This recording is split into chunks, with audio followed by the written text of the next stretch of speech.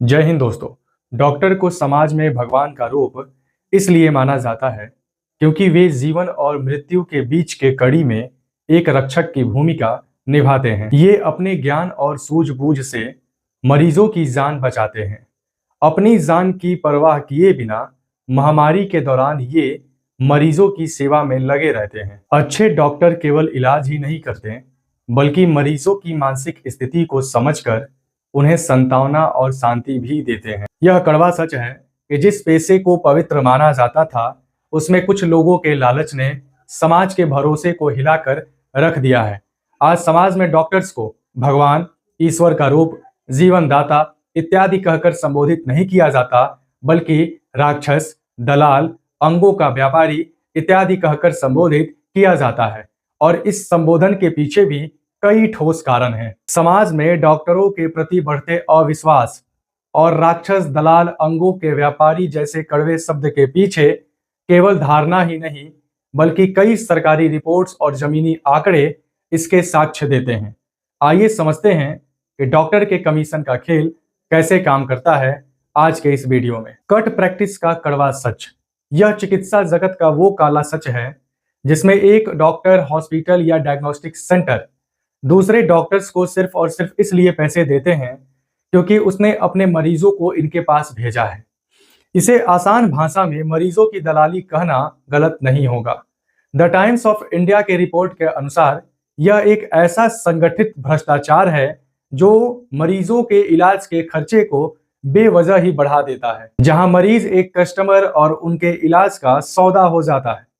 अगर आप किसी डॉक्टर के पास जाते हैं और वो डॉक्टर आपके खून के जांच, सीटी स्कैन, एक्सरे या एमआरआई के लिए किसी खास लैब में आपको भेज देता है तो उस लैब से उस डॉक्टर को आपके कुल बिल का 30 से 50% कमीशन वापस मिल जाता है। इससे आपके इलाज का खर्चा बेवजह ही बढ़ जाता है। चूंकि डॉक्टर्स को हर टेस्ट पर पैसे मिलते हैं इसलिए वे मरीजों को उन टेस्ट कराने की भी सलाह देते हैं जिनकी कोई जरूरत ही नहीं होती, जिससे मरीज के ऊपर आर्थिक संकट और बढ़ जाता है। National health system resource centre की रिपोर्ट में अनावश्यक चिकित्सा खर्चे की चिंता जताई गई है, जो इस बात को साफ साफ दर्शाता है कि कैसे ये डॉक्टर मरीजों को किसी खास लैब में खून की जांच, सीटी स्कैन, एमआरआई जैसे जांच कराने के लिए भेजते हैं और उसमें उन अनावश्यक जांच को भी मिला देते हैं जिससे कि उनका कमीशन बढ़ जाता है और इससे उन सभी दलाल डॉक्टरों का मुनाफा होता है और हम जैसे गरीब और असहाय लोगों पर आर्थिक संकट का बोझ कई गुना ज्यादा बढ़ जाता है। महंगा अस्पताल बिल।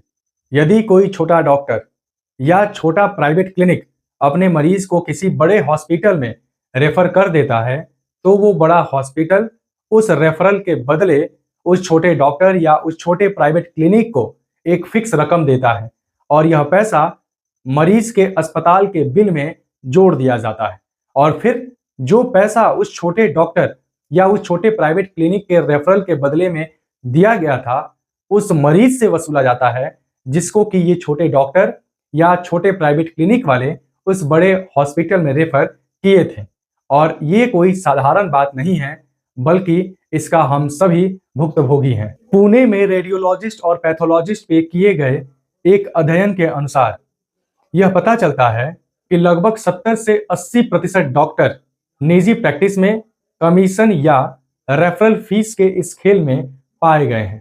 उस रिपोर्ट में इस बात का भी जिक्र है कि ये सभी डॉक्टर उन मरीजों को ऐसे टेस्ट कराने की भी सलाह देते हैं जिनकी कोई जरूरत ही नहीं होती। वे डॉक्टर मरीजों के पर्चे पर उन टेस्ट को लिख देते हैं और लैब में काम करने वाला कर्मचारी भी डॉक्टर के इन आइडियाज को समझता है। वो उन टेस्ट को पढ़ता है और जिन टेस्ट की जरूरत नहीं थी उनको जांच किए बगैर ही रिपोर्ट तैयार करता है और मरीजों को थमा देता है, जिससे डॉक्टर्स का कमीशन बढ़ जाता है और उस मरीज के ऊपर आर्थिक संकट का बोझ और ज्यादा बढ़ जाता है। प्राइवेट हॉस्पिटल्स की लूट और उनकी ओवर चार्जिंग। ऐसे कई सरकारी रिपोर्ट्स हैं जो इस बात का दावा करते हैं कि ये प्राइवेट हॉस्पिटल्स अपने मरीजों से मनमाने ढंग से पैसे वसूलते हैं। कोरोना काल के दौरान CAG के रिपोर्ट के अनुसार और इसके साथ कई दूसरे सरकारी रिपोर्ट्स और आंकड़ों के अनुसार इस बात का पता चलता है कि इन बड़े प्राइवेट हॉस्पिटल्स ने कोरोना काल के दौरान अपने मरीजों से सरकार के द्वारा तय की गई दरों से भी कई गुना ज्यादा पैसे वसूले थे। यानी कि सरकार ने एक मरीज के खर्चे का जितना कीमत पहले से निर्धारित किया था उसको ना मानते हुए इन बड़े प्राइवेट हॉस्पिटल्स में काम करने वाले डॉक्टर्स और इन बड़े प्राइवेट हॉस्पिटल्स के मालिकों ने आम जनता और मरीजों से सरकार के द्वारा तय की गई अवधि, दरों, पैसों से कई गुना ज्यादा पैसे वसूले थे। धोखाधड़ी और फर्जी बिल। आयुष्मान भारत योजना के तहत ऐसे हजारों हॉस्पिटल्स हैं जिनको पैनल से बाहर कर दिया गया है और इनके ऊपर 122 करोड़ से अधिक का जुर्माना भी लगाया गया है। इन रिपोर्ट्स में एक चौंकाने वाली बात तो ये भी थी कि एक ही मरीज के नाम पर दो अलग अलग हॉस्पिटल्स में एक ही समय पर बिल वसूलने जैसे कई मामले भी दर्ज हैं। पैसे कमाने के लालच में, उसके चक्कर में मरीजों के शरीर के साथ खिलवाड़ करने के कई रिपोर्ट्स सामने आए हैं।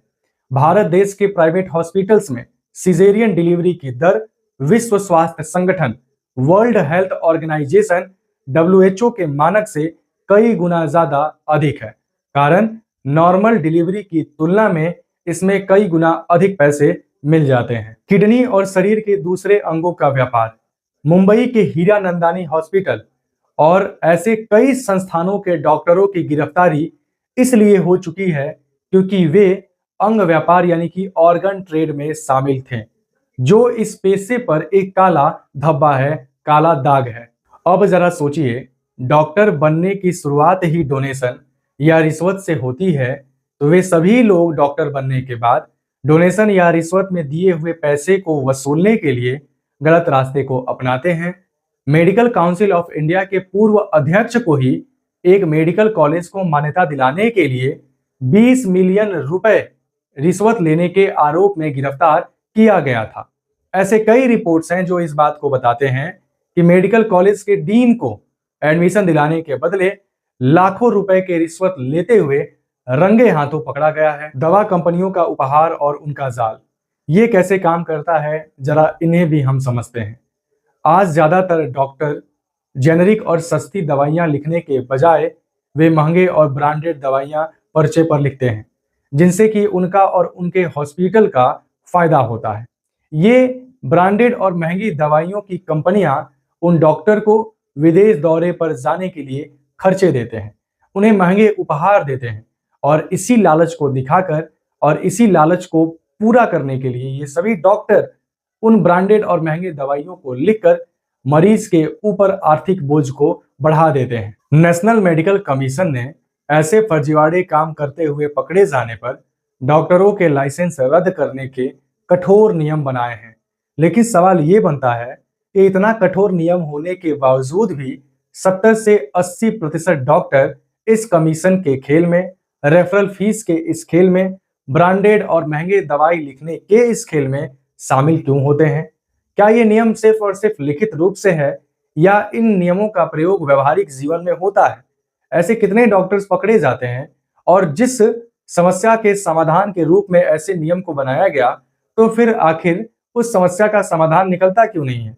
एक आध डॉक्टर्स पकड़े जाते हैं, उनके लाइसेंस रद्द हो जाते हैं, लेकिन बावजूद इसके ऐसे लाखों की संख्या में डॉक्टर्स भरे पड़े हैं जो हर रोज ऐसे फर्जीवाड़े काम करते हैं और आम जनता के ऊपर आर्थिक संकट के बोझ को पटक देते हैं। आज इलाज एक सेवा के रूप में नहीं बल्कि एक व्यापार के रूप में देखा जाता है।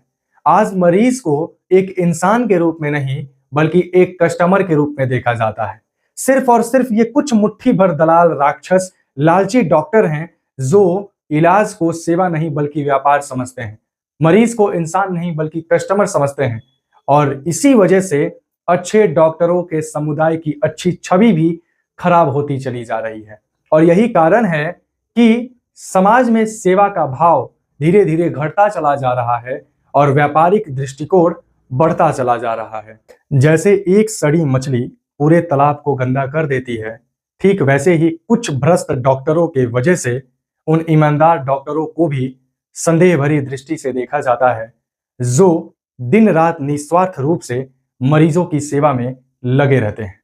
यद्यपि नेशनल मेडिकल कमीशन ऐसे अनैतिक कार्यों को रोकने के लिए उन पर लगाम लगाने की कोशिश कर रही है, लेकिन असली सुधार तब होगा जब ये डॉक्टर अपने पुराने नैतिक गरिमा को दोबारा अपनाएंगे। आज के लिए इतना ही। जय हिंद। क्रांति की यह मिसाल सदैव जलती रहे। इनकलाब जिंदाबाद।